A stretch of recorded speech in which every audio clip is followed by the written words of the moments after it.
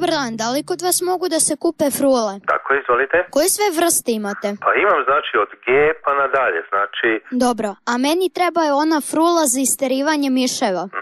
Sladak si ti. Znate o čemu se radi? Moja baka ima mnogo miševa u kući i ne može da ih istera, ali ja sam čuo jednu bajku u kojoj čovek sa frulom izbacuje miševi iz kuće, pa bih sad ja to želeo da uradim i da pomognem baki. Znam za tu priču, to je čarobna frula, je tako? Da.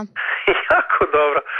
Pa nemam takvu frulu. A kakve imate? Pa imam standardne frule. A koje životinje mogu da se izbacuju sa tim frulama?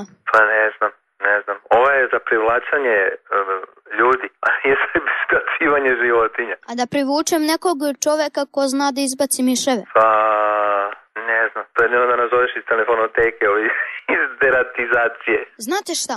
Deda je uhvatio jednog miša na lepak, pa ja mogu da ga donesem kod vas i da vi svirate te frule, pa da vidimo koje mu se najmanje sviđa. Pa ću tu da kupim. Sladak si. Kaži, ti snimaš ovaj razgovor? Ne.